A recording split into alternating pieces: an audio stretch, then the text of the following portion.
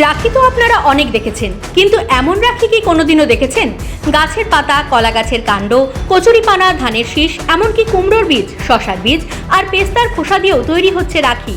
আর এই অভিনব রাখি তৈরি করেই প্রতি বছর নিজেদের রেকর্ড নিজেরাই ভেঙে চলেছেন নদিয়ার কৃষ্ণগঞ্জের সীমান্তবর্তী এলাকার স্বনির্ভর গোষ্ঠীর মহিলারা। নদিয়ার কৃষ্ণগঞ্জের চন্দননগর সমবায় সমিতির স্বনির্ভর গোষ্ঠীর মহিলারা প্রতি বছরের মতো এবারও নতুন রাখির সম্ভার নিয়ে হাজির হয়েছেন বাজারে। তবে এবারের রাখিতে রয়েছে আরও বড় চমক। প্রকৃতিকে ভালো রাখার বার্তা নিয়েই এবার রাখি তৈরি করছেন তারা। কলা গাছ, বট গাছ, অশ্বত্থ গাছের পাতা ও কাণ্ডের মতো প্রাকৃতিক উপকরণ ব্যবহার করে তৈরি হয়েছে অভিনব রাখি। পাশাপাশি রয়েছে উলের তৈরি রাখিও। আর এই রাখি যে শুধু দেখতে অভিনব তা নয়, দামও রাখা হয়েছে সাধারণ মানুষের নাগালের মধ্যেই। মাত্র 5 টাকা, 10 টাকা এবং 20 টাকায় পাওয়া যাচ্ছে এই রাখিগুলি। তবে এখানেই শেষ নয়, আগের বছরগুলিতে তৈরি রাখির সংগ্রহ রয়েছে তাদের কাছে। পাট, কাঠের গুঁড়ো, কচুরিপানা, ধান, কাপড় এবং তালপাতা দিয়ে তৈরি হয়েছে একাধিক ধরনের রাখি। এমনকি কুমড়োর বীজ, শশার বীজ, পেস্তার খোসা এবং ভুট্টার খোসাকেও কাজে লাগিয়ে তৈরি হয়েছে রাখি। অর্থাৎ যে জিনিসগুলি হয়তো আমাদের চোখে ফেল না, সেই জিনিসগুলোই তাদের হাতে হয়ে উঠেছে সুন্দর এবং পরিবেশ বান্ধব রাখি। আর সেই কারণেই এই রাখির চাহিদাও ক্রমশ বাড়ছে। নদিয়া জেলা পেরিয়ে রাজ্যের বিভিন্ন প্রান্তের দোকানেও পৌঁছে যাচ্ছে এই পরিবেশ বান্ধব রাখি।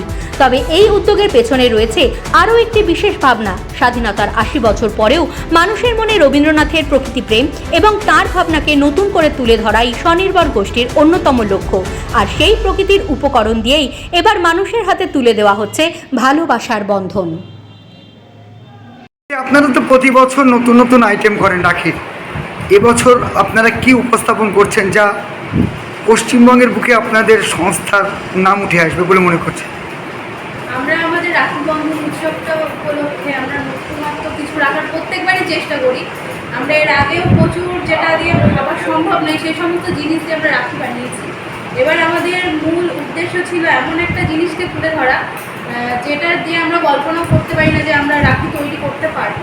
এবার আমরা কলা গাছের বিভিন্ন অংশ, যেমন কলা গাছের কাণ্ড, কলা গাছের পাতা, সেই সব অংশগুলো দিয়ে আমরা রাখি তৈরি করেছি।